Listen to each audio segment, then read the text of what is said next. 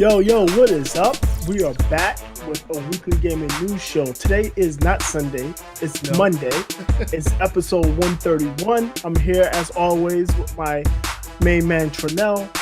We still got some news that we're going to go over, and probably not going to talk about Soldier Boy because he's garbage. But yeah, we here. Yeah, we are out here. Thanks once again to our live chat. We're live on both YouTube and Twitch and on Mixer this week as well. So shouts out to everybody that's watching us live. Maury Jen in the house said we're fired. All right, Trump. But yeah, coming to you guys a little bit at the 11th hour, pretty much. Like we stated before, follow us on Twitter. That way you can keep up with everything that we're up to. You can keep up with our scheduling changes as that happens as well. But we got some news stories to talk about. So let's go ahead and jump into them. First and foremost, we have our updates and corrections section. And this is the part of the show where if there was anything that we missed or anything that we, or any updates to these stories that we talked about, what the hell? We'll talk about them here. Sorry about that. All right, so let's go ahead and get into the updates and corrections. What's first on the list there, Boogie? Okay, so we got one update, and it's a doozy. So last week we talked about Epic Games launching their store, right? The Epic Games Store. They're doing this 88. No, what did they say? Is 8812 or 8020? Yeah, 80. I think it's 8020. 88. Yeah, either 8020 or 8812, whatever it is. So I think it also depends on whether or not you're using the Unreal Engine as well. No, that doesn't matter. It's just if you're using, so what they were pointing out as far as the Unreal Engine is when they go to Steam, they got to pay Steam's 30%. Oh no, this is Steam. Oh, okay. Sorry, we were talking about Epic, but yeah, go ahead. No. So we were talking about Epic, but that extra 5% they only charge if you're not. They don't charge it to you if you're in the Epic Games Store. Right, they charge it to you if you're everywhere else. Essentially, correct. Right. So basically, what we're seeing, and this was predicted, publishers and developers are pulling their games off of Steam in favor of the Epic Games Store. Now remember, Steam is rocking that 70-30 split. They did do the offer where it's like 25% if you sell $10 million worth of games, and 15% if you get it's 25. It goes down to 25% if you gross 10 million. It goes down to 20% if you gross 50 million. And apparently only 9 games ever in the history of Steam have reached the $10 million mark. So so it's like it's an incentive, but for who? Exactly. So now we've got some developers and some publishers saying, look, we're pulling our stuff off.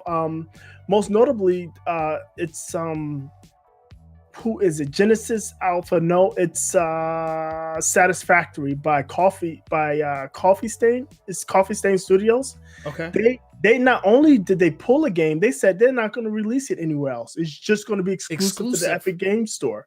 A couple other guys, Genesis Alpha 1, who's published by Team 17, said that their game is not going to be launching on January 29th of 2019, as was previously noted. And then the other one is Rebel Galaxy Outlaw by Double Damage is going to release on Epic Games first with a 12-month exclusivity. Now, 1 year exclusive. Yeah, so I mean, again, I said definitely the indie medium-sized developers, they're gonna cut tail and run because it's hard for them. I mean, 10,000 sales, and you got to give 3,000 of those sales to Valve. I mean, that's hurtful, and they're not doing much of anything other than just putting your game up to download. Pretty much, just providing people with the executable. But no, and this is exactly what we were talking about in our previous long form discussion about there being a platform war for the PC market. And while we stated that there may be something on the horizon when it comes to Steam versus the Epic Game Store, I mean it's come to fruition just like almost instantly. Right. Like because it's too good of an opportunity. Right. Like you can sell your games at a discount and still make more money than you would have made on Steam. It's it's a no-brainer. Exactly. That's exactly what I was going to say. It's a no-brainer. And again, Epic Games has the community. I mean, they have the biggest game in the world right now, Fortnite. Yeah. And it's easy for them to send people from Fortnite to the Epic Games Store to your game. It's not that hard. And you don't need everybody. When they got what was the last number? Like 300 million people? Man, I don't know. 300 million registered accounts or something crazy like that. I've run out of abacuses to count. Right. When you have that many people registered, all you need is 1% to browse your store at any given time. And I mean, convert another less than 0.5% of sales, and you're making out like a fat cat. Yeah.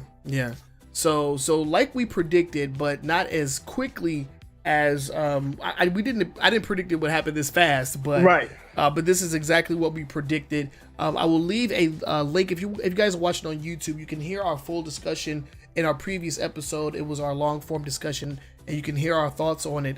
But yeah, it's pretty much come to fruition and almost immediately after the announcement was made. So this is very jarring, and we actually have some more news about this platform war that's taking place that we're going to be discussing later. They dropping bombs up in this. Yeah, they dropping bombs out here. So make sure you guys stay tuned for that, because we'll be covering that in our 5 top stories a little bit later on in the show.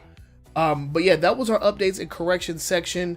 Again, if there's anything that we miss or anything that we need to catch up or re-up on when it comes to the stories that we're covering, make sure that you let us know via our social media, and we'll be sure to address that during the updates and corrections section. And with that said, we can go ahead and get into the current events. First things first, we're going to start off with our quick hits. And these are stories that weren't necessarily the most trending this week, but they were stories that we do want to discuss with you. And we have 3 that we are going to bring up here. So first things first, Boogie's favorite company of all time, Nintendo, is back in the news, back in the quick hits. Boogie, what's going on with Nintendo? Yeah, so everybody's favorite American president, was American armed president, Nintendo of American president, Nintendo of America president. Oh, Reggie Fils-Aimé. Fils-Aimé, yeah. He needs to go back to where he came from with that name. What? Everybody loves Reg. But anyway, he's come out and said that his body is ready. No, the classic series is basically out of production, and once stock is gone, it's gone. Oh no. Additionally, he put a damper on all of those that's looking for an N64 classic by saying that the classic division is going to concentrate or focus more on the NES classics that's associated with the Nintendo or the Switch Online service, or as opposed to making these consoles. So all of you that wanted an N64 classic, shame on you, but it doesn't look like you're going to be getting it anytime soon. Shame on them. Why shame? Why do you need that? For what? I don't know, man. Why did they need the first 2? I mean, more than half of the games that were available. The only thing that I can say that I appreciated about the SNES Classic was the fact that they put out Star Fox 2, which was an unreleased game because they stopped production in favor of the Nintendo 64. So that's awesome. Because a lot of people have already played the ROM, but now you have like an actual legit official Nintendo released way of playing it. So that's cool. Everything else has either been on a virtual console or will be on a virtual console in some time in the future. Right, and I think the Star Fox 2 will too, because what it seems like to me is that they're going to really be pushing the Switch Online service, and they better. It sucks. They're really gonna push these NES classics, which I actually dabbled in a little bit. What did I play? I played Gradius, and I played River City Rampage, I think. That's a good one. And River City Ransom, yeah. Yeah, and I played something else. What was the other game I played? I don't remember, but I played 3 games. Okay. Yeah, I haven't really dabbled into it much at all. Tecmo Bowl. Yeah, that's a classic right there. That's a classic right there. I don't know. I just feel like and we talked about this previously when we heard about the Nintendo classics that will be included with the online service. Xbox and PlayStation and Steam and now Epic Game Store are giving away blockbuster hits, recent games, or at least games from, no longer than last gen. Right. Like, nobody wants to play 8-bit games, dude. Like, but see, that's I think that's actually a benefit for them, because what I'm seeing to be noticing is a lot of the Nintendo fans, a lot of Nintendo fanboys, a lot of the people that were the first day purchases of the Switch, they actually do want to play these games. A lot of people buy the Nintendo Switch, and see, I agree. They're looking for NES properties, Nintendo IPs, and when they can go back a bit and play a game they played in high school, junior high school, elementary school, regardless of their age, when they can reach back and play Super Mario Party, the original one, or Super Mario Brothers 3, which was huge back in the day. They enjoy that. But another thing is, a lot of people that are buying the Switch right now did not buy the Wii U or the Wii, probably. Right. More likely that they didn't buy the Wii U. And the Wii U actually had a fantastic virtual console with a lot of retro games. So when it comes to somebody like me, who has always been a first adopter of Nintendo hardware, this is BS. Yeah. I've had these games 3 times over on multiple generations of home and handheld console when it comes to Nintendo. So that's my gripe with it. And another thing I predict is, because they saw how well the Nintendo Entertainment, the classics sold, the SNES and NES classics sold, I can imagine them doing a marketing push saying, get the Nintendo Switch and you can play all the games you grew up with. All you got to do is pay $20 a year for online service, and all of these games are included with your $200 Switch. And I can see people biting or $300 Switch, because I can see people biting on that, because the online service is not that expensive. People that might have been on the fence to maybe get a Switch or not, aren't really good gamers. I think the Switch can fit well for casual gamers. Yeah. I can see that. I can understand where they want to push that, as opposed to pushing out small micro consoles. Yeah, I guess. And, with everybody else trying to jump into it after, the success of the NES and SNES, I feel like going out while you're on top is not the worst idea. That John Elway move. Exactly, because, we see that PlayStation tried to jump into it. How'd that go for them?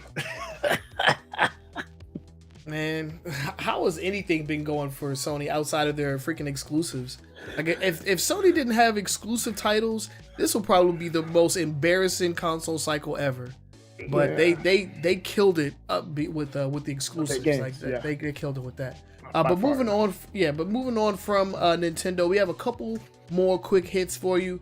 This one involves everybody's favorite company, Epic Games, and we're going to be talking about them a little later on as well. But in this story, we're going to be talking about the fact that they actually pulled the Infinity Blade series in its entirety from the iOS marketplace.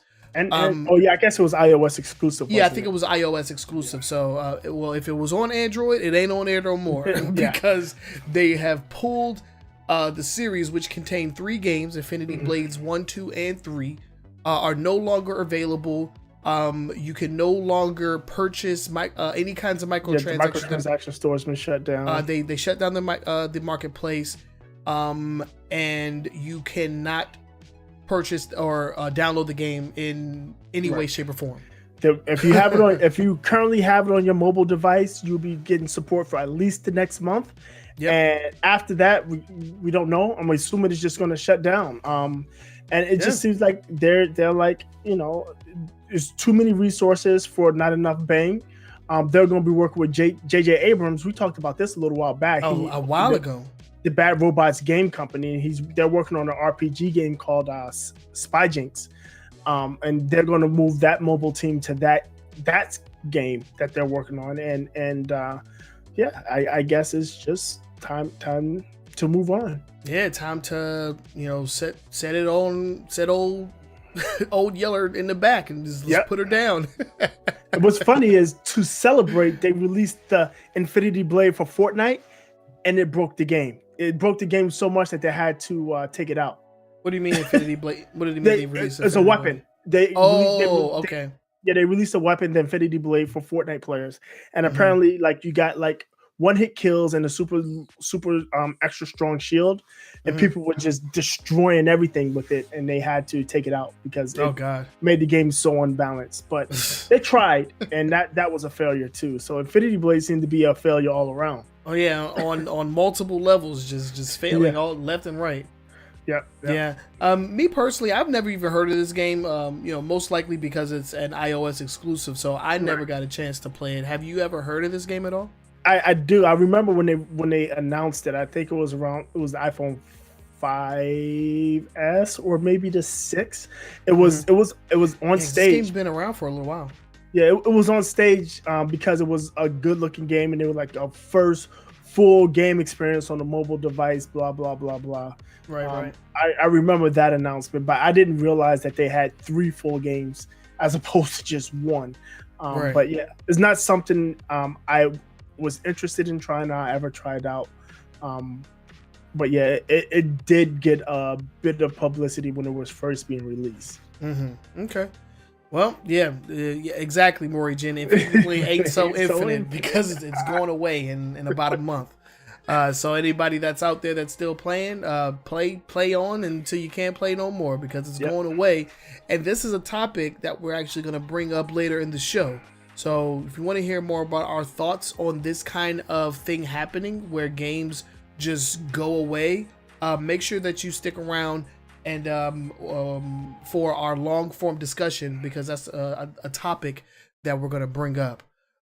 Next and last in our quick hit sections, we have news from Ubisoft about Rainbow Six Siege, a game that has been has waxed and waned over its life cycle, I should say. It's definitely been moving on up. It had a very, very rough launch, but Ubisoft stuck in there and they cleaned it up. And one of the things that they cleaned up was their player base. Because they put down the ban hammer and they put it down hard, right, to the point where if you were putting profanity in the game, you were getting banned immediately kicked from the game. Yeah. So they are walking back that particular tact. So they will no longer immediately ban you from the game for putting in is profanity, hate-based speech, racial slurs, that kind of stuff. They're not going to immediately ban you. What they're doing, they're changing up is it will be blocked automatically, and that message will be forwarded to a human moderator to rule on your account. And you still have the possibility to get banned. You just won't get kicked from games. And when I read this, I knew exactly why they did it, because it was hurting their player experience. Yeah. If you're playing a game, especially at Rainbow Six Siege, where it's 4-on-4, and if you're down a man, you're at a severe disadvantage. And it really hurts the quality of gameplay. And I can see people complaining. I like that Ubisoft's like, yeah, this is not a good thing. We need to change it, and they are making that change. Yeah. But I also like that they put people on notice, because from everything I've read, this ban hammer, this automatic ban thing, it cleaned it up quite a bit. Yeah, because apparently the Rainbow Six Siege chat was a toxic wasteland. It's freaking it's riot games up in there, man. Yeah, that was bad. That was a bad joke. So yeah, they cleaned it up. They cleaned it up a bit, and now they're pivoting to a less severe attack and getting people out of the chat, getting the toxicity out of their game. So yeah. So you'll basically get so do they get a notification that they've been like put on notice, or how does that work exactly? So I'm not sure. It doesn't say how that works. Is what they said is the message will automatically be blocked and forwarded to a moderator for review. Now, yeah, so even putting it out there, like nobody's actually going to be able to see it. Nobody's going to see it, right? Nobody's going to see it except for the person that's going to judge whether or not they're going to ban you. It's time for you to go now, right? Just don't do it, man. Just don't do it. Yeah, and we want it squeaky clean up in Rainbow Six Siege. It's inevitable that, and I should have marked the Reddit page, because it's inevitable that there's gonna be people on the page. Ubisoft banned me for no reason. Oh, of course. Banned me for no reason. Yeah. Okay. Yeah, you didn't do anything, sir. Exactly. But yeah, this has been an ongoing story with Rainbow Six Siege and a bunch of games that were ramping up their I guess like moderation tools to try to like keep out bad behavior out of their games, and I guess Rainbow Six Siege was such a success that they think they can backpedal a bit and not automatically kick people from games.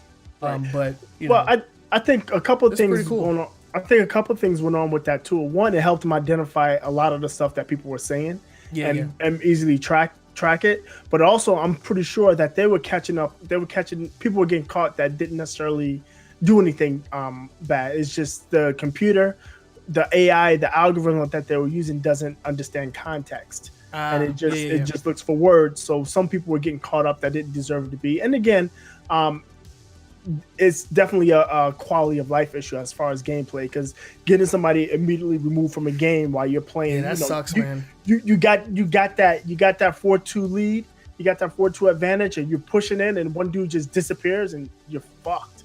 Yeah.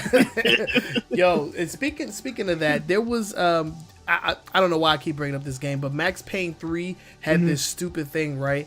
So, like, let's say you're like crushing the other team, right? Like you're up by like 20 kills. If somebody from the opposite team dropped, they would put the best player from the winning team onto the losing team to try to like balance it out. I was oh my yo, so many times where I got switched to the opposite team, yo. That shit made me mad. I was like the worst thing ever. I could not get over it. I have PTSD crazy about that. But those are our quick hits. If you would like, you can submit stories to us. There's a couple of ways that you can do so. As always, you can hit us up on social media on Facebook, Twitter. Leave comments in the comment section if you're watching on YouTube. And you can also join our Discord server and submit stories to us that way. Links to everything will be in the description.